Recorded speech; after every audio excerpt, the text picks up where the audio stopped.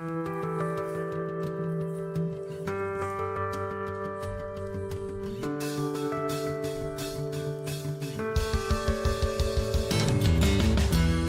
good morning, Hoosier fans, and welcome to another victorious edition of Hoosier Morning After.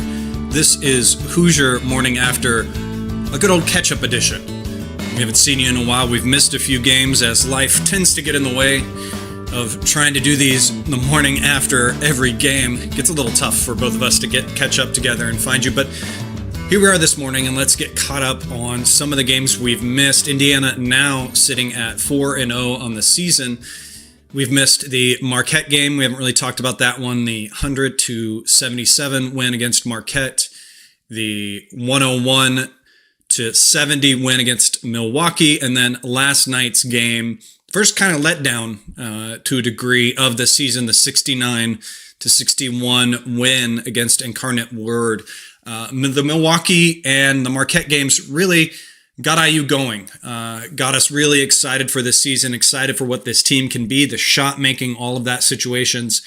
And then luckily we had a grounding moment, something that this team greatly needs and our fan base honestly needs before we get too excited, too over exaggerated as to the potential of this team, and kind of really reared its head as to what is this team going to be when it can't shoot.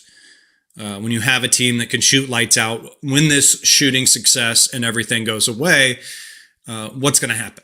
What are we going to do? And it was really talking about defense was going to be the thing that would have to kind of step up in those situations. And even though the shots continue to not go down for this team, there was some times where defense kind of kept IU in it. And we were able to go on a run during that first half, going up to a 16-point lead into half.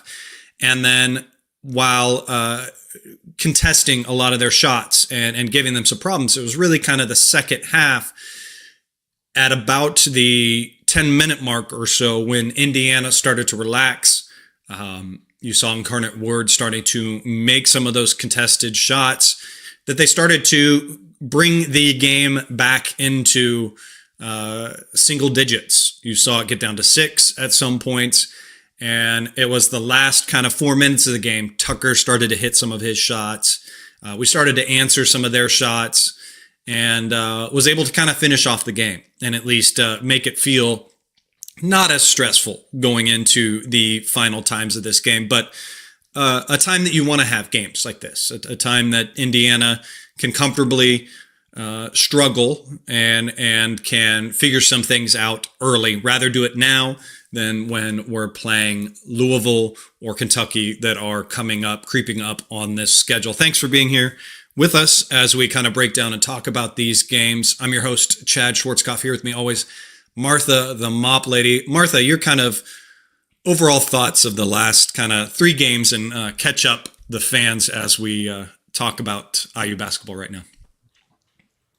Yeah, obviously, you go from the Marquette win, the followed up with the performance against Milwaukee, who Milwaukee's no snub in their conference. I think picked to finish either first or second in their conference. It was a really solid couple games, right? I mean, you're playing an opponent in Marquette where they hadn't given up 100 points in the Shaka Smart era. I already mentioned Milwaukee and how solid they are. And when you look at last night, I mean, a 5:30 p.m. tip on a Sunday against an opponent where most of the fan base can't look at the map and even pick out where they're located, kind of had letdown written all over it. I know how I feel on Sundays at 5:30 p.m.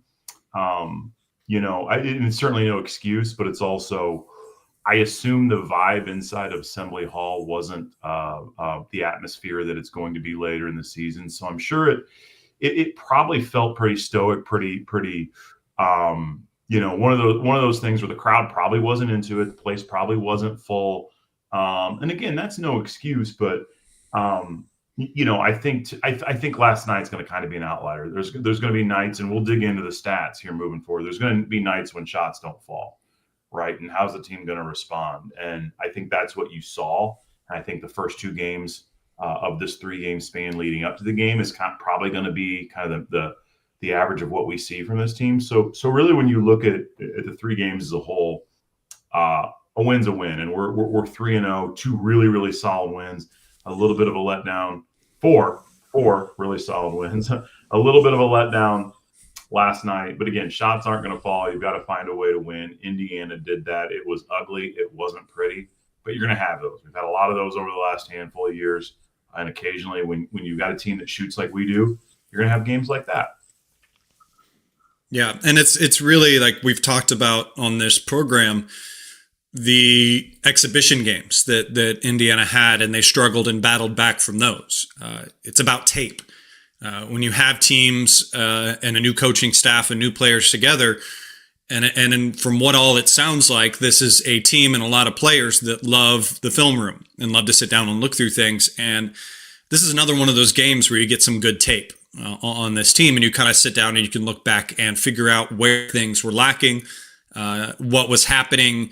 Were the shots just not going down? Where did we miss on our defensive assignments towards the end of the game? There were some times where help was a little bit too strong and guys got a little bit more open looks than they should have. And there was just times as well where a few of those players just got hot on Incarnate Word and were able to knock down shots. But it is really in games like this where you want the defense to be able to step up. And overall, again, overarching, if you look at this game, I think the defense did kind of step into that gap. They held Incarnate Word to 0.953 points per possession. So, I mean, that's pretty darn good. In the first half, when IU was lacking in some of the rebounding, and we'll talk about that in a bit, but IU ratcheted up their defense to kind of help cover up for that. And they held them to 20% from the field and just 25 from three. In the second half, they did start to hit some of those contested shots. Incarnate Word did, but it was really kind of on IU's overhelping. But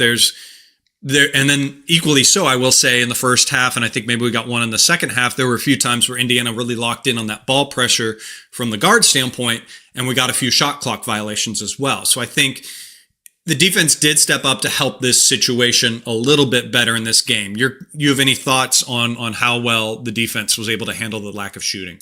Yeah, I thought specifically in the first half, right, when shots weren't falling. And then there was even, I think, up until the 12-minute mark in the second half, I think we had a lead of 20. And I think that's when kind of Incarnate Word went on their little run to kind of finish off the game and started hitting some shots. But I thought for 3/4 of the game, the defense was really, really solid. And I think that's important moving forward because there's games, I think, when we shoot like we did last night, and with last night kind of being the exception, but once you get into, after the holidays, into the Big Ten season, there are going to be nights like last night where Assembly Hall will will you to a win, right? You're not shooting. They're going to pick the team up. There's going to be a better atmosphere inside Assembly Hall. Last night wasn't that night for all the reasons we've already mentioned, but when you translate that to road performances, the defense is going to have to put an entire game together if we shoot like we did last night. And I think they'll learn to. We're 4 games in, but it was good to see all the shots weren't falling for a big chunk of the game. And for everything we heard about our opponent, the one thing we heard is that there's going to be a lot of points scored. So I thought that was encouraging to see for 3/4 of the game. The defense really lock in, and you just want to see it for that entirety of the game, especially as we move forward. Yeah, something we've seen that's been a little bit of an issue for this team in these 3 games really reared its head at the beginning of this past game against Incarnate Word, and something that obviously is going to be a concern for this team throughout the year is going to be the rebounding. It was really bad to start this game where Incarnate Word got a few, I think they had about 4 or 5 offensive rebounds right off the tap and really got some second chance opportunities that IU should not be allowing these other teams. But I think you could really see where the staff made adjustments and really brought that to the players' attention. You could tell box outs were a little bit better. And the really impressive thing when you look at the stat sheet is the guard rebounding. You had Enright and Connerway, each with 6 rebounds.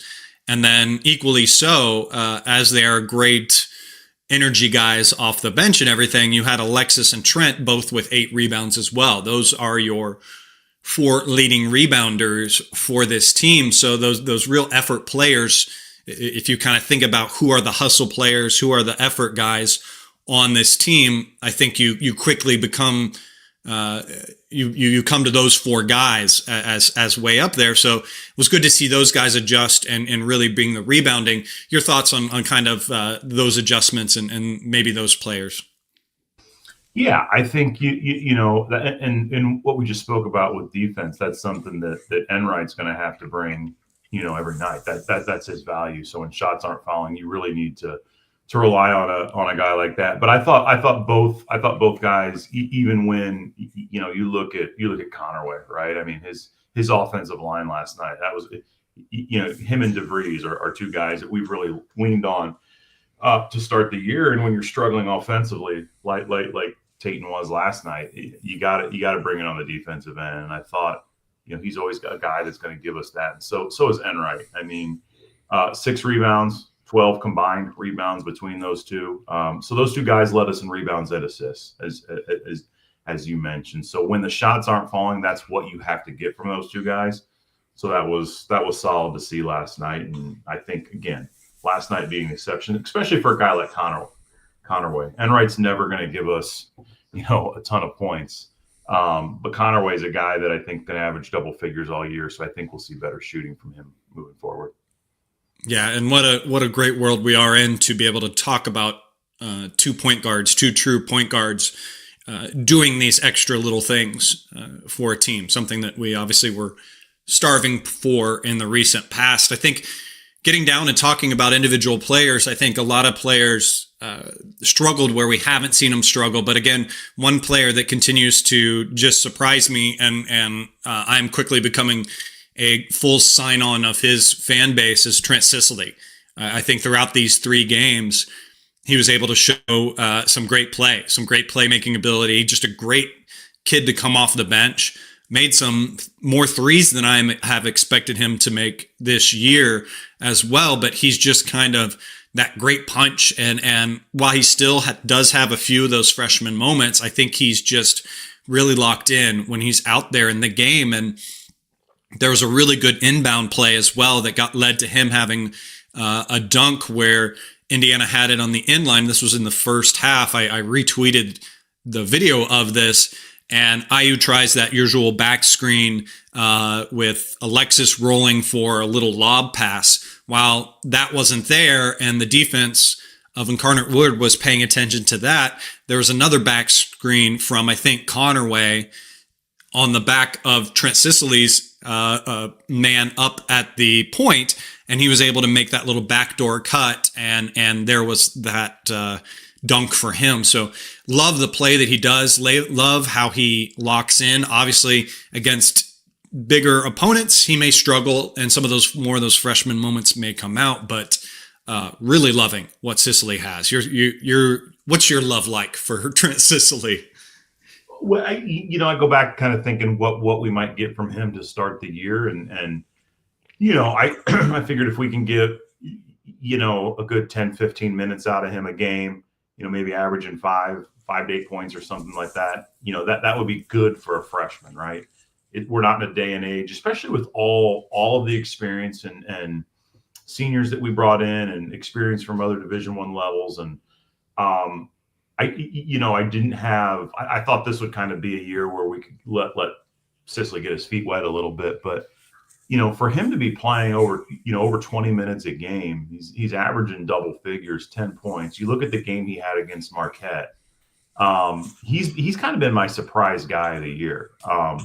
And I think it's huge too, because again, for all the reasons that, you know, everything I just mentioned in terms of like all the guys we brought in, we're going to be losing a lot of guys at the end of the year. And to be able to bring a guy back and get Trent Sicily this experience this year, I think it's going to help with recruiting. I think it's obviously going to help with, you know, continuation in terms of roster turnover and all that stuff. So it's huge. It's huge. And you know, I think one thing that Trent brings is a little bit of size. When shots aren't falling, I think our lack of size can be exposed. And to have a guy like Trent Sicily to lean on as a freshman, I think is a nice surprise. And I think it's pretty significant. And his play's been outstanding here to start the year. Yeah, and it's maybe said too much, but he is also one of those kind of culture setters. As you said, we continue to have him multiple years, and exactly what a coaching staff wants. And IU had to do what you often have to do in this kind of world is get a roster together quickly, and you're going to lean towards experience to have that success quickly and early. And it's so great to be able to have that player that kind of brings some continuity into the next couple of years, and great to have him for those years. And just such a versatile player that he can be. You mentioned him being your surprise of the year so far, and my surprise easily has been Sam Alexis. I think just because of he was on a Florida team that was so heralded, and I think he was kind of buried in a roster a little bit more than he maybe should have been or would have been on any other team. He kind of flew under the radar a bit, and I love the intensity that he brings and what he has come off the bench. I mean, those two guys coming off the bench have been fantastic, and in these last two games, he's been that bigger body. I mean, he is the biggest body that we have, and the closest thing we have to a rim protector, even though he's not a true rim protector, but he's been scoring on a higher clip than I expected. I mean, you go back to the Marquette game, he had 13 for IU off the bench, and the Milwaukee game, he had just 3, so he lacked in scoring, but I think he made an imprint. And then in this game, comes in and gets 16, so gets back up there. Leading scorer actually for IU in this game. But I think he is another one that not only with that scoring just brings that attention to detail, that experience and that knowledge. And there was some plays in past games, it wasn't necessarily in this one, where I think a lot of the guard rebound credit goes to him because he is putting a body on the big man and boxing out his big man, doing those fundamental things that needs to be done. Not necessarily going for the ball, but taking out his guy from getting the ball so a lot of those guards can get in there and do it. So I love the attention that he's done, and he got to the line a lot for IU in this game as well. 6 free throws on 8 attempts. So not only that, but he's a big man for IU that you're less concerned about getting to the line because it's not going to be a hack-a-shack situation. What are your thoughts on Sam Alexis in this 3-game stretch? Yeah, he's kind of been the because obviously getting hurt last year at Florida, and you look at his numbers before he got hurt, and he was certainly a contributor, but you never know. Obviously Florida won the national championship last year, and you look at that run they made, and he wasn't a part of it. So there's always this like, what is he going to bring to the table, right? Is it hopefully he can contribute. We'll see, and he's done more than contribute. He's been a vital part of what we've done, especially as like there's still kind of that question around Nick Dorn and getting him back up and going, because he was a guy that everybody thought might be able to be 6-man or crack the starting 5, and he's still it's still a work in progress trying to get him built back in, and we haven't really seen a whole lot from him. So to have a guy like Sam Alexis, especially on the front court, where you just made the point of there's just not a ton of depth there, and obviously as we enter the conference season and we know what kind of grind that's going to be.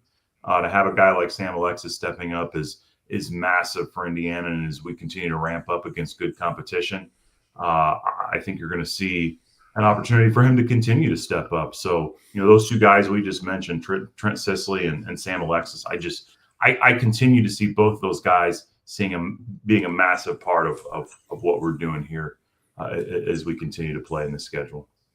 Yeah. That depth is concerning and was a little bit of concern, especially in the Marquette game with the ref show that one came to. I almost completely forgot and blocked that out of my out of my mind completely. The 25 fouls that we dealt with, and a lot of guys in foul trouble on that one. So went a little bit deeper than we and more concerning. And so that's going to be something obviously to keep an eye on and see how IU can deal with that.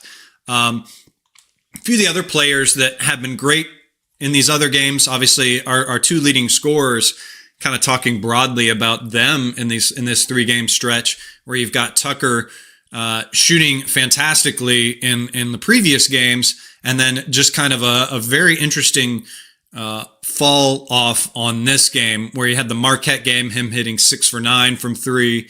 You had the game against Milwaukee, a 2 for 5, so a lot less shot, at least in that one. And then he goes into this one, attempts a lot more to try to find that rhythm with 11, only making 3 of them. And oddly, missing 2 free throws as well. So it really felt like the shooting was off just generally for those guys. And obviously, Lamar had the foul troubles in the first half, which led to him sitting quite a bit, but just 9 points for him in this game, 2 for 6 for shooting, a big donut on threes, and 5 for 6. At least he took care of business from the free throw line. Your kind of thoughts on our 2 main scorers in this 3-game stretch? Again, I'll go to last night being the exception with those Sunday night scaries, we'll call them, because it certainly was the exception last night of kind of what we've seen from them over the span. And again, I think those guys are too good to have many nights like last night.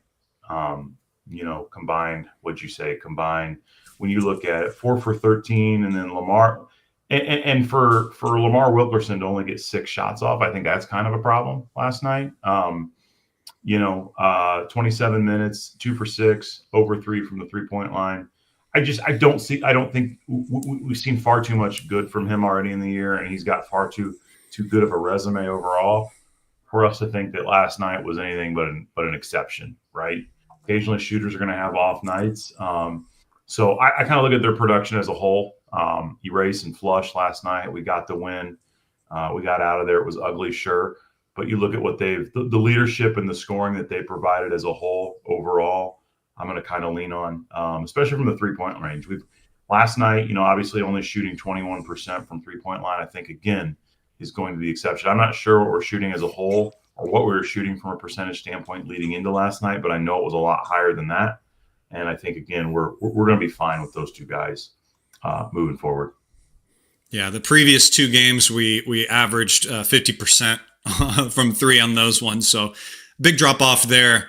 Obviously, but again, I think it's a rare night to have them both off. We've talked about it before, where you're going to have probably a lot of games where at least one of them is off and the other one shoulders some of that. So I think a rare lightning strike with both of them being off. I think rounding off, trying to speak specifically about players in this stretch, I think the last one to kind of talk about for me, or just maybe broadly about both of them, I think Josiah Miles is an interesting piece to Indiana and an interesting one moving forward, not only this season, but in the year, with his great athleticism. I mean, he had some amazing putback dunks and a drive poster dunk in one of the previous games.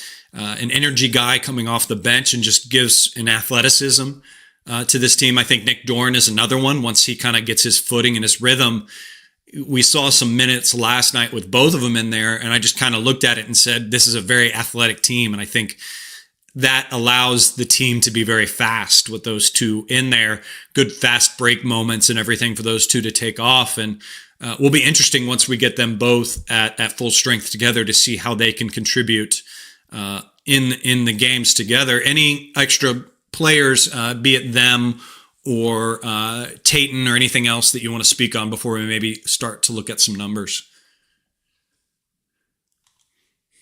No, I think obviously Reed Bailey's had kind of another, when you look at Reed against Marquette, got in some early foul trouble. Last night had a rough game, only played 13 minutes.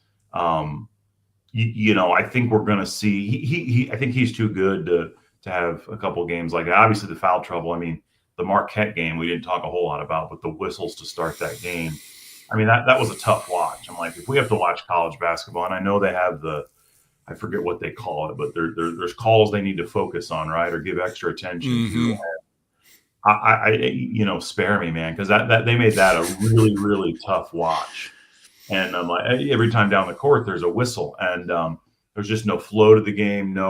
It was tough to get any sort of rhythm. But I think, I think Reed Bailey is going to get into a rhythm here a little bit more as we get into this season. I think, obviously he was 3 for 4 from the field last night. So 7 points. I just think we're going to get a little bit more out of him as we move forward. So nothing else to add on the other guys. My hope is that we can get Nick Dorn, just from everything I've heard from him. Right, he's only playing a couple minutes a game, and I assume maybe part of that's getting him back into shape or game shape and all that. So hopefully he can be a guy that can be a depth piece for us as well. So we've got some opponents here over the next couple of weeks that there might be an opportunity to continue to get him some extended minutes. Yeah, he's reportedly as well. He's about a 40% 3-point shooter, at least all reports, very close to it, just under. So yeah, that's another piece that if some guys aren't hitting, maybe he can hit. So it'll be interesting to see. The reffing thing, it just kind of feels like the refs were in a Zoom meeting before the season start, and that slide comes up about hand checks or whatever it is. That really felt kind of like what it was. And you kind of feel like there are those moments each year where the first couple of games are called so much tighter. And there's like a point of emphasis, as they always kind of say. The announcers will say, there's a point of emphasis on hand checks this year, or it's been the move screens in the past.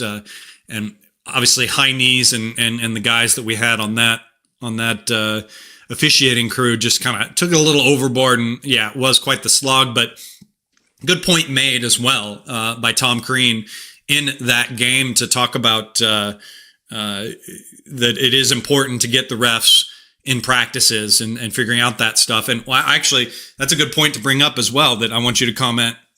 That was fantastic. That was a beautiful surprise to have Tom Crean back calling the game, and he was amazing.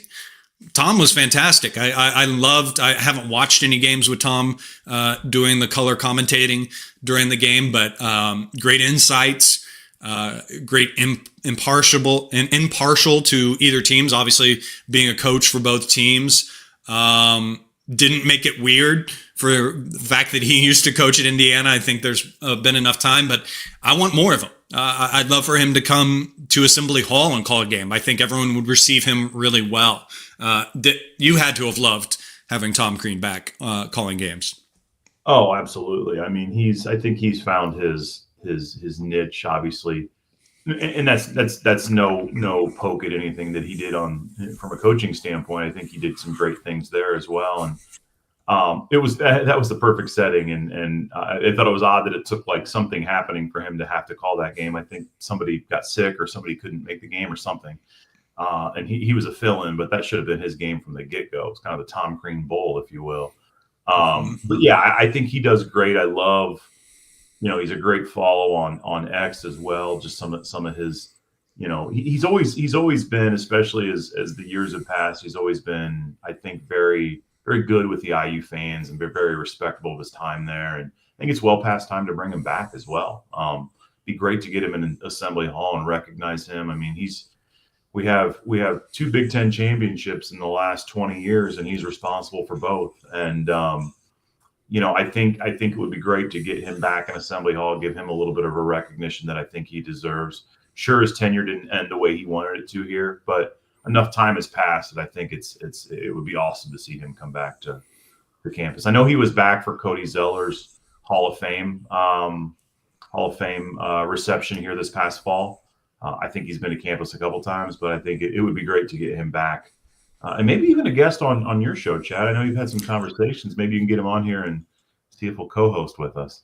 That's a great point. So I'm going to clip this and I'm going to tag you, Tom Crean, and we want you on this show. We want you in Assembly Hall overall. We want you to come back to us. The fans, we love your insight. We love the way you dive in. I mean, the fact, like you said, that there was whoever was going to call the game, I think they called it a travel issue, could not make it to the game. And last minute, Tom had to step in and he looked well prepared, stepping in last minute and everything like that. So, Tom, we want more of you, buddy. We love you as a coach. We love you even more now out there doing the good work, being a great impartial color guy on all of these games. It's fantastic to see. Let's get you on this show as well. Let's have some fun. Hoosier Nation loves you, buddy. Let's get you. So there you go. There's that pitch. Let's get Tom. Hashtag Tom on Hoosier Morning After. Anyways, getting into some numbers and everything now. And I think one of my favorite numbers that I keep looking at in all of these games is the assists to made baskets. And in this game, despite obviously not hitting a lot of shots, the shots that Indiana was hitting were made a lot off of assists. I mean, in this game, we had 18 assists to 23 made baskets. Dropping back to the Milwaukee game, it was 23 assists on 34 made baskets. And then the game previous to that, the Marquette game, it was 27 assists on 33 made baskets. That's really kind of becoming the hallmark of this team, just the unselfishness. And we've heard it in press conference meetings of this team as well, where the players talk about that unselfishness. And there's a desire to win and just succeed. And you could have seen that easily in this game. And that assist to made basket ratio could have changed when IU was struggling, when the baskets weren't dropping. You could easily have seen guys get a little greedy and want to make plays on their own. But IU stuck with the team mentality. While it didn't look as good as it has been in past games with the flow and the screening and the back cuts, at least that assist to turnover ratio looked a lot better in this game. What kind of stats are you looking at either in this game or just overall in these last three? Well, I think you mentioned we've talked a lot about like just the 3-point percentage and it being, 21% last night and 50% leading up to the game. I think you'll see that level out as we move forward. I think free throw shooting also has been tremendous to start the season. I think moving forward here, I know we've got Louisville in a couple weeks. I think there's one more game in there to circle as well. When is Kentucky? That's coming up as well. I'm gonna continue to pay attention to our rebounding numbers. We out rebounded our opponent last night 42 to 29. We out rebounded Milwaukee 35 to 31. And then let's see against Marquette. 39 and 34. So we continue to kind of win the rebounding battles. And when we talk about our lack of front court depth, that's encouraging to see. So continuing to kind of monitor rebounds, offensive rebounds, things like that. Two areas where we've outdone our opponent. And we talk about front court depth, like I said. So it's good to see us win those battles. I think we'll have to continue to win some of those battles to be in a spot to win. So those are some of the stats I have circled. Yeah. Those games, those tough games, like you said, that are coming up. December 6th is the Louisville game, and then that's a Saturday, and then that following Saturday, the 13th, is the Kentucky game. Sandwiched between there is Penn State. So obviously that's a tougher 3-game stretch for Indiana, and obviously when we'll have to kind of narrow some things down and everything. Some other interesting kind of at least stats overall to look at. IU has done very well against the spread and taking care of things. Something that we have argued about in the past when you kind of look at a lot of the deeper analytics, when you're kind of looking at Ken Pom, is you do yourself a favor in a lot of these early season games by beating teams the way you are predicted to beat them, and if not, better. And the Marquette game and the Milwaukee game helped Indiana in that situation. I think leading into this season, we were about 30 or so on Ken Pom. You plug in that Marquette game and the Milwaukee game, which IU beat them past the analytics or past where the computers thought Indiana would win, and that jumped Indiana as high as 16. You had a game like last night where you don't beat Incarnate Word the way the computers thought, and it drops you down. We've now dropped down to 22 and Ken Pom. So obviously something to look at, something that has been more of an issue in the past, where we have put ourselves behind the 8 ball in those predictive outcomes, but at least have looked a little bit better for IU going in. Maybe another possible negative and a slightly flawed stat, and something that I usually will quiz Martha on, the plus minus.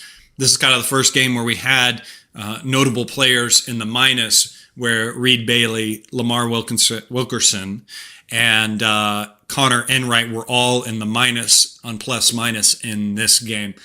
Any other stats or any other comments in those realms before we kind of move on? No, I think you've kind of hit the nail on the head. I think the one stat, and I just want to, and we've mentioned this already, in an effort not to sound like a broken record, but I've been really just keeping my eyes on Nick Dorn and his minutes and what he can contribute, because we go back to that Marquette game and the way it was called, and just really leading into the year, Nick Dorn was one of our biggest gets out of the transfer portal.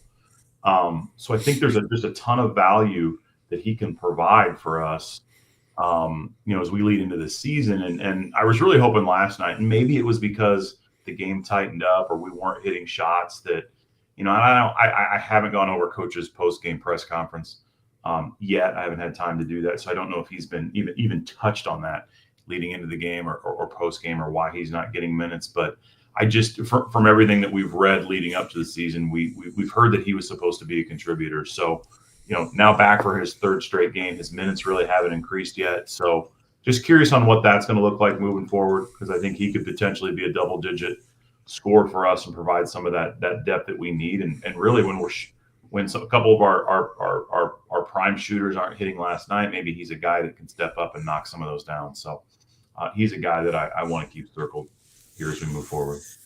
Yeah, may even be a player that cracks the starting lineup for Indiana. Who knows? There's been people predicting that moving forward to Indiana. So yeah, very interesting piece. I can remember in my mind, I can't think of specifics, but times where we've talked about players that are injured and needing them to come back and produce X amount of minutes and scores for IU, and he's kind of that cherry on top, or that bonus, and maybe more of a crutch for this team moving forward, and just sweetens the pot that much more. I do want to shift. Now I know we are a basketball central program, and we do talk about that, but I do want to talk about the football team. Obviously, this team finishing their home stands, now the longest home win streak in the nation, which is so wild to say, and senior night. And I think it's really important to point out that senior night, because there are some players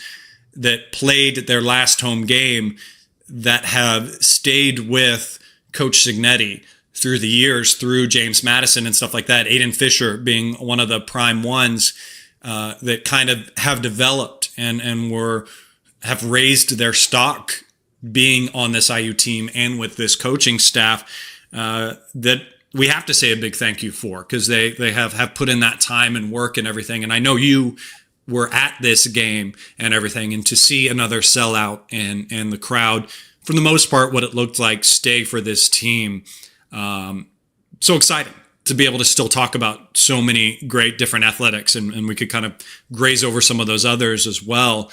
It would go on forever if we tried to cover all the success that we see throughout the different athletics for IU. But talk about football. I know you were there and everything.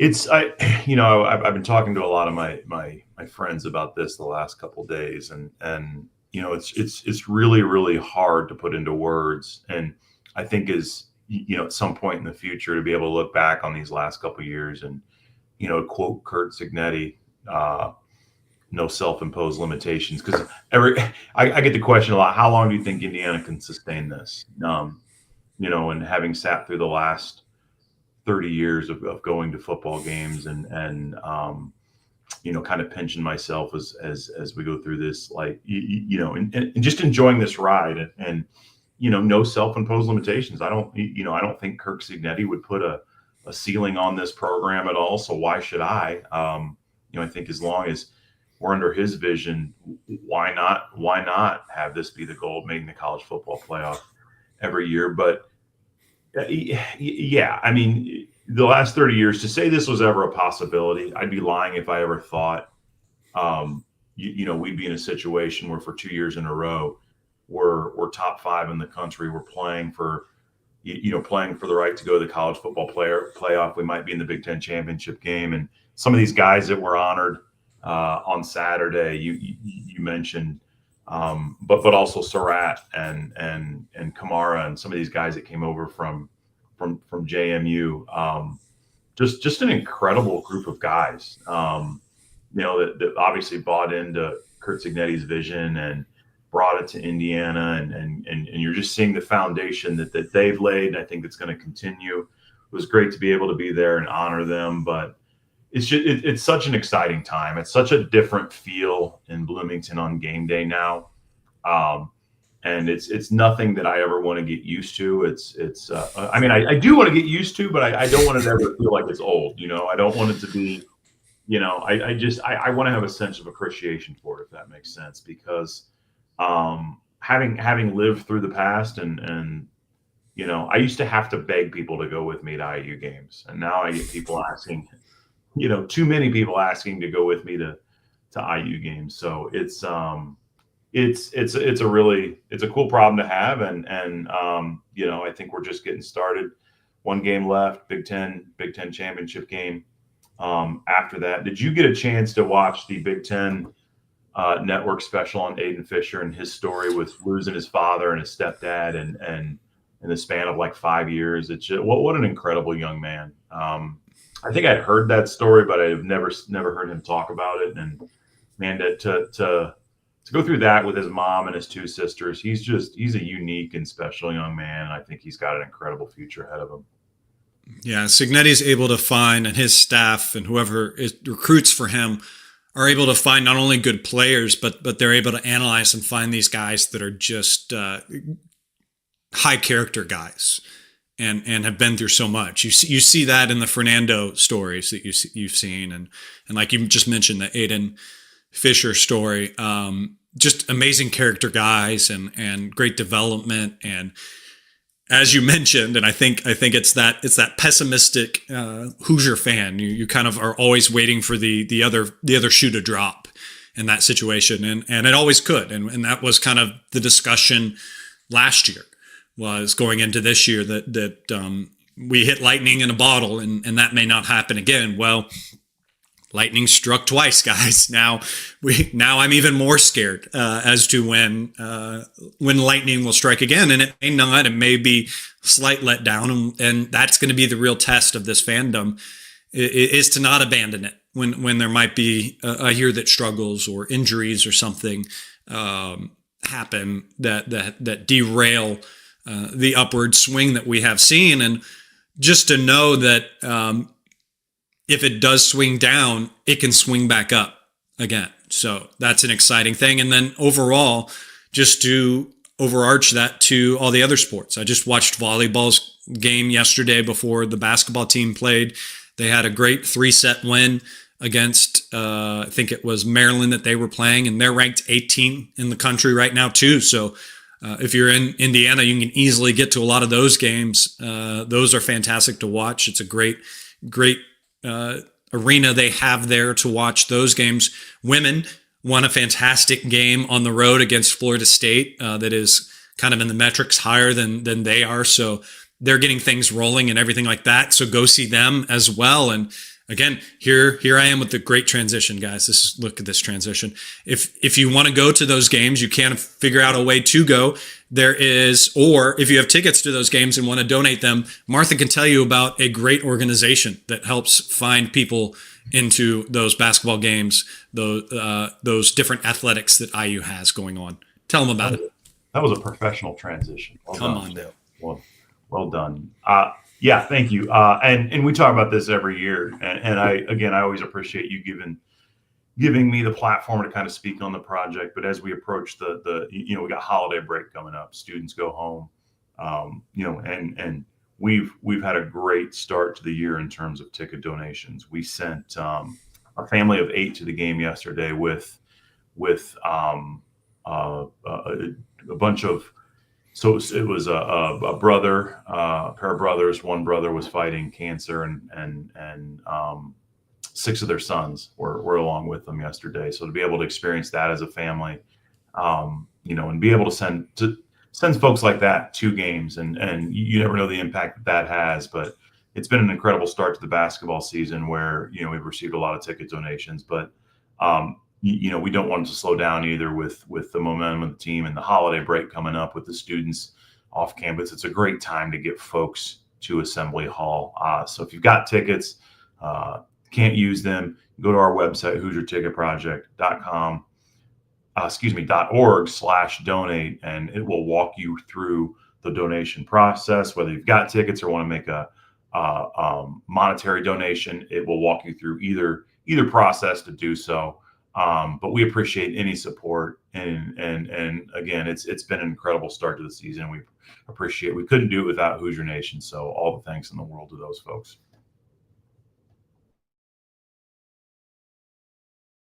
I think you're on mute, buddy. I was. Such a great organization, such a great chance to get those seats filled with people that are excited about it.